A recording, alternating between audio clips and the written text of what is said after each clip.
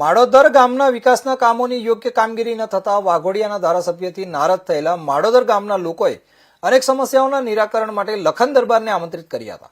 વાઘોડિયા નગરપાલિકામાં માડોદર ગામનો સમાવેશ થયા બાદ સ્મશાનની બાજુમાં આવેલા કચરાના ઢગલા તેમજ ગામની ગટર લાઈન જેવી યોગ્ય કામગીરી ન થતા માડોદર ગામના લોકો સાથે લખન દરબારને એક દિવસનો પ્રતિક ઉપવાસ આંદોલન કરવાની ફરજ પડી હતી.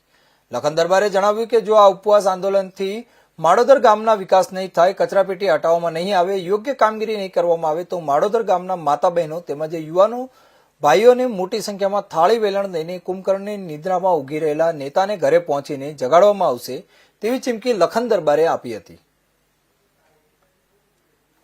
વાઘોડિયા તાલુકાના માઢોદર ગામે છેલ્લા ઘણા સમયથી અમે આંદોલન કરી રહ્યા છે કે માઢોદર ગામના સ્મશાનની બાજુમાં ખૂબ જ મોટા પાયે ડમ્પિંગ યાર્ડ મૂકી દેવામાં આવ્યું છે, કચરાપેટી બનાવવામાં આવી છે.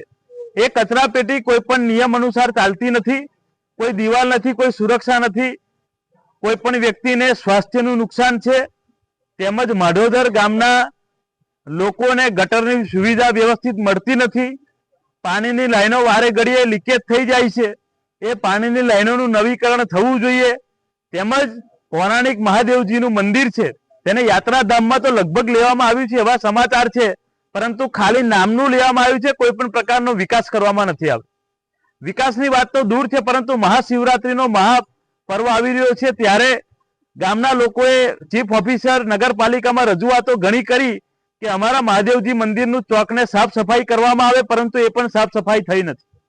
હું ચોક્કસથી કહું છું કે આ ગામ પ્રત્યે આ લોકોની નફરત થઈ ગઈ એવું લાગે છે, કારણ કે આ ગામ લોકો માટે બોલે છે, પોતાના માટે અવાજ ઉઠાવે છે.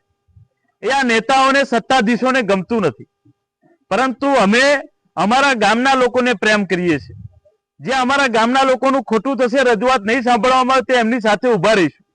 એ જ અંતર્ગત આજે ટેલરની શરૂઆત કરી છે. એક ઉપવાસ આંદોલન એક દિવસનું સમગ્ર ગ્રામજનો બેસીને કર્યું છે, અને આ ઉપવાસ આંદોલન માત્ર ટેલર છે. હજુ પણ જો કોઈ પણ પ્રકારનું નિવારણ નહીં આવે, ન્યાય નહીં મળે તો ભવિષ્યમાં મોટું આંદોલન કરવું પડશે. તો પણ લોકો તૈયાર છે, અને માઢોદર ગામના તમામ લોકો બસો ભરીને આ નેતાના ઘરે પણ આંદોલન કરવા માટે તૈયાર છે. પેટી હટાવો ને માઢોદર બચાવો. આજે મારે તમને કહેવું સૌપ્રથમ